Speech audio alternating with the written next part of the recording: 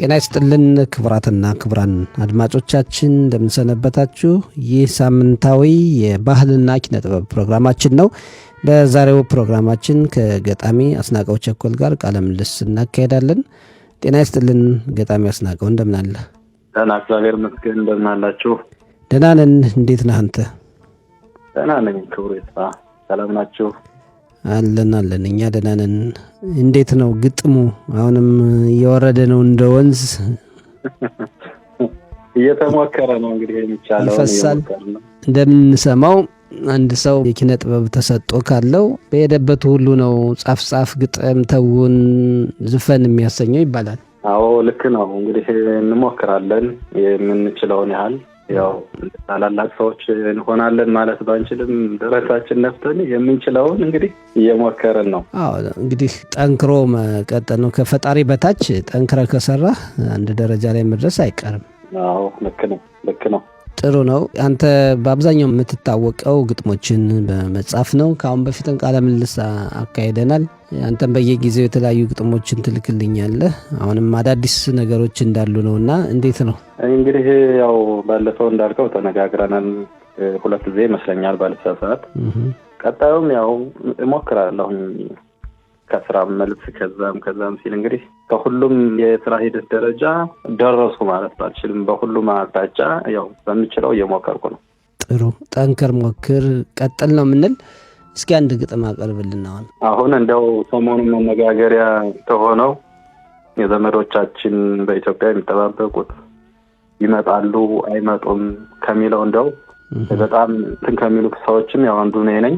ለምን አይመጡም ከሚለው ከሚቆራቆሩ ሰዎች አንዱ ነኝና የነሱ የሞከርኩትን ለሞከረው። እሺ መቼ ነው የምትመጡ ይላል የግጥሙ ርዕስ። መቼ ነው የምትመጡ ውድ ዘመዶቼ፣ ሳቄን ማጣጣሙ መናፈቁን ትቼ፣ ወይ ከሷ አላለፈ ኑሯችሁ አልጣመ፣ ከዚህ እንዳትመጡ መንገዱ ጠመመ። የእህት ወንድሜ የአክስት አጎቴ ባይኔ ላይ ሽዋሉ ጸናብኝ ናፍቆቴ። እስከ መቼ ይሆን ይሁንታ ማይኖረው እናትና ልጅን ሁሉን አለያይተው፣ አንዱን ከዚያ ትተው አንዱን ከዚያም ትተው፣ አባትና ልጅን እህትን ወንድምን በቁም አለያይተው፣ እንዲህ የሚጎዱን ከቶ ምን ሰርተን ነው? በዘር ተከናውኖ ሕግና ስርዓቱ ምግቡ እንዳላለ በየዓለማቱ፣ የኛ ጊዜ ሲሆን ያጥርበታል እጁ፣ ቃሉን ይሽረዋል ቁሞ ከእግዚአብሔር ደጁ። ዳሩ ምን ዋጋ አለው ፍትህ የለም ለኛ፣ ነጭና ጥቁር ሰው ከሚለይ መድሎኛ።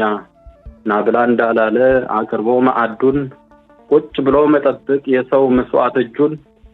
ቀላል እኮ አይደለም የሚኖረው ኑሮ፣ እሄዳለሁ ከሚል አምናና ዘንድሮ፣ ሁሉን በየአይነቱ አምርቶ እንዳልበላ፣ እሸቱን ከጓሮ ጁክላና ማሽላ። አጉል ተስፋ ይዞ ወገኔ ተቆላ፣ የቤተሰብ ናፍቆት እየከነከነው፣ ተስፋ እንዳነገበ ስንቱ ነው የሞተው። አይኑ እንደቃበዘ በዘመዱ ናፍቆት፣ አለኝ ባለው ተስፋ ሁሉ ሳይሞላለት፣ ፊት እንደተራበ በወገኑ ስስት፣ ጠግቦ እንዳላደረ ባመረተው ምርት። አይጣል ነው ወገኔ የሰው እጅ ማየት፣ በረጅሙ አስቦ ስንት ዓላማ ጥሎ ነበረ የወጣው ለመሄድ ቸኩሎ። የልጅ ልጁን ሁሉን አስተምሮ ሙያ በማስጨበጥ በህልሙ ቋጠሮ፣ ቋሚ ስራ ሲዞ ልጁን ድሮ ኩሎ፣ ወግ ማረጉን ማየት በሰው ዘር ተፈጥሮ። ከርታታው ወገኔ ብዙ ነበር ህልሙ፣ ተደስቶ መኖር እስከ ዘላለሙ። ዳሩ ምን ዋጋ አለው በሐሳብ ቆዝሞ ብዙ ባሰበበት፣ ተሳቆ ይኖራል የቤት ክራይ ዋጋ እየጨመረበት ይሰኛል። እንግዲህ በጣም ቆንጆ ግጥም ነው በእውነት። እዛ የሚጠባበቁትን ሰዎች ስሜት የሚነካ እዚህም ያለውን ቤተሰብ ጉዳይም በጣም የሚዳስስ ነው። እንግዲህ እናመሰግናለን። ግጥሙ ራሱ ስለገለጸ ሌላ ማብራሪያም አያስፈልገውም። አመሰግናለሁ። ከዚህ አንጻር እንግዲህ ስነ ጽሁፍ ወይም ደግሞ ኪነ ጥበብ ራሱ ሰዎችን የነባራዊ ሁኔታውን ማንጸባረቅ ነውና አንተ ጽሁፎችን የምትጽፈው ልክ አሁን ባቀረብከው መልኩ የህብረተሰብ መዋያ በሆኑ አጀንዳዎች ላይ ነው ወይስ እንዲሁ ነው? እንዴት ነው አንተ ግጥሞችን የምትጽፈው? እኔ ግጥሞችን የምጽፈው እንግዲህ አንዳንድ ጊዜ ያው እንዳልከው የህብረተሰቡን ስሜት አነባለሁኝ። በምን አይነት መንገድ እንደምረዳቸው ማለት ነው። የእነሱ ስሜት የኔም ስሜት የሚሆንበት አጋጣሚ አለ። አሁን እንዳስተላለፍኩት የግጥም ሀሳብ ላይ ይሄ ማህበራዊ ወይም ማህበረሰብን የሚነካ ነው። ምክንያቱም የሁላችን ነው። የወገኖቻችን አለመምጣት ወደዚህ ሀገር በእውነት በጣም የሚያሳዝን።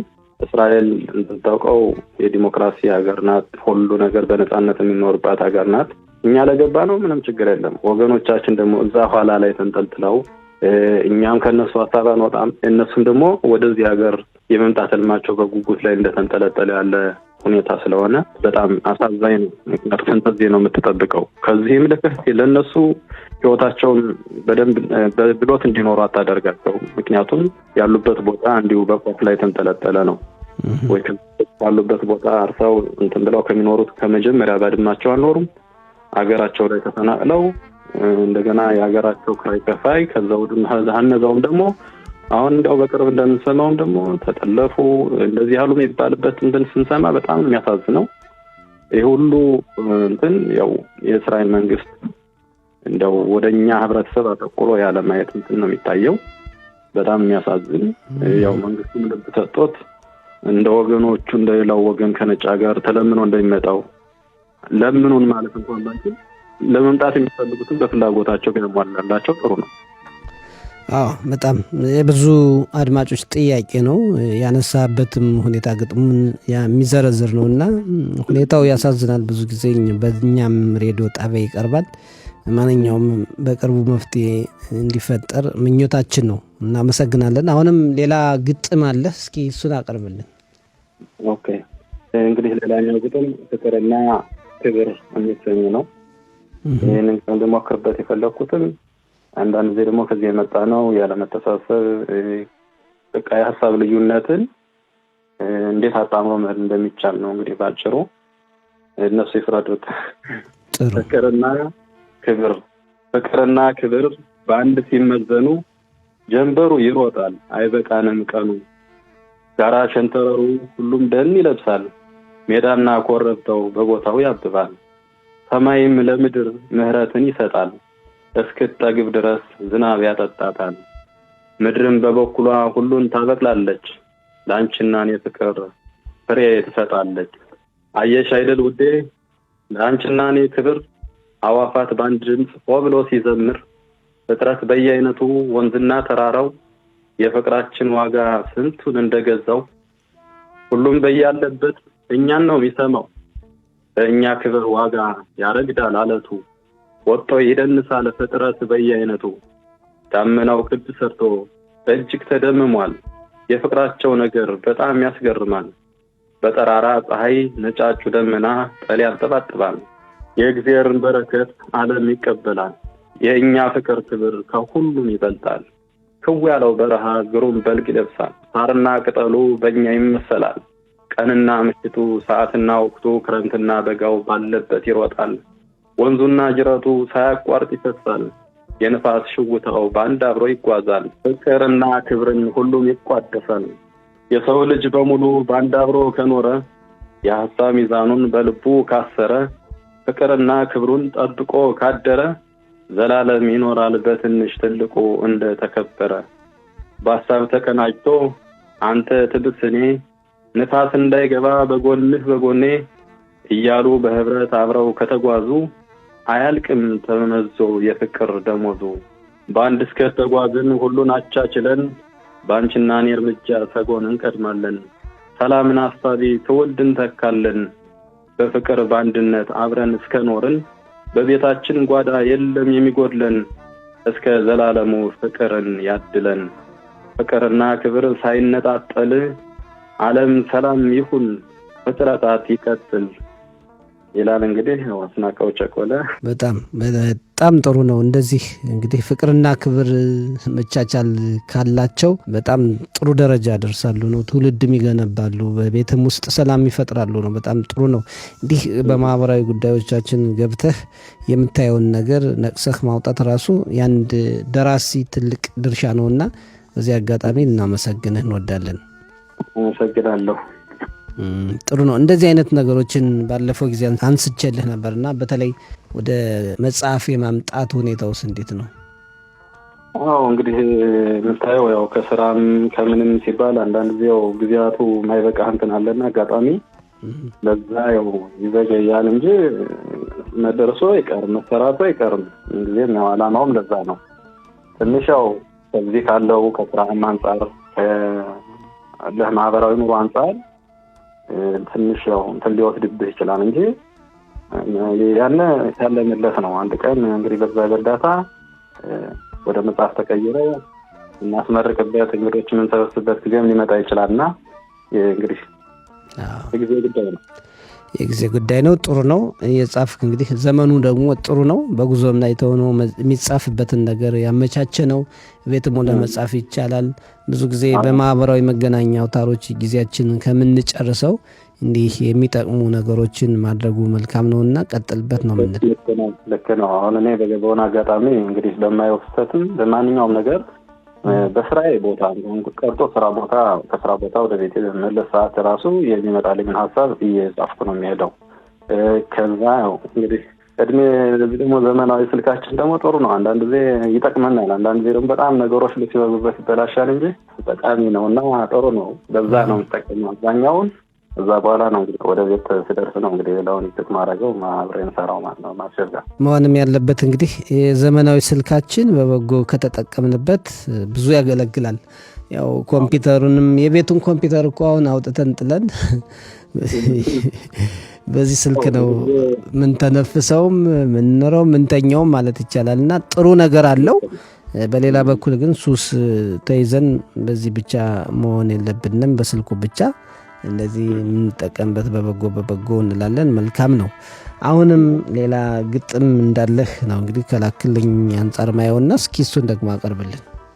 ኦኬ እንግዲህ አንዳንድ ጊዜ ከፍታን ለማግኘት ደግሞ ዝቅ ማለት ያስፈልጋልና ዝቅ ያለ ሰው ወደ ላይ እድገት ያገኛል። እንግዲህ ተስፋ መቁረጥ አያስፈልግም። ዛሬ ወደታች ወርጃለሁ ነገ ሌላ ቀን አይገኝም የሚል ወይም ደግሞ ለውጥ አላመጣም የሚሉ ሰዎች ካሉ እንግዲህ ለነዛም ትንሽ ተስፋን ያጭራል ብዬ አስባለሁ እና ወደ ግጥም ልሄድ። መልካም ኦኬ ዛሬ ላይ ተዋረድ ይላል ለነገው መከበር። ዛሬ ላይ ተዋረድ ፈተናን ተቋቋም በህይወትህ መንገድ እስካልጠፉ ድረስ ህልምና ጉዞህ ካሰብከው ጎዳና አይቀርም መድረስህ። ሰዎች ይፈንጩብህ ይሁኑ እንዳሻቸው በዓላማ ጽና ከቶ እንዳትሰማቸው። ይናቁህ አወርደው እንደፈለጉት መናቅ ያለ ነው ከፍ ለማለት።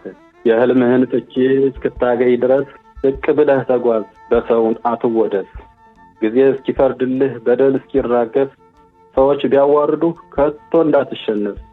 ቀኑ እስኪያሻግርህ ያንተው ጊዜ ደርሶ ችሎ ማሳለፍ ነው ሁሉንም ታግሶ።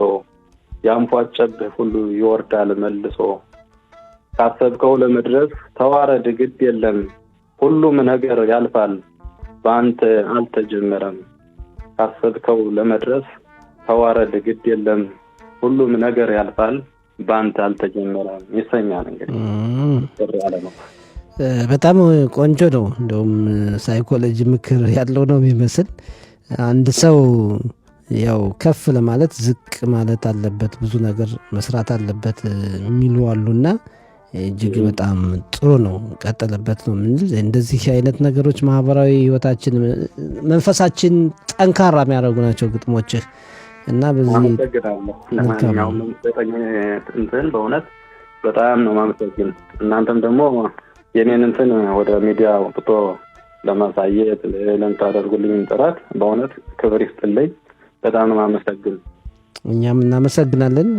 በየጊዜው እንግዲህ አንተም ግጥሞችን ታቀርብልናለህ። ያም ደግሞ ህብረተሰቡን ያዝናናል፣ ያስተምራል።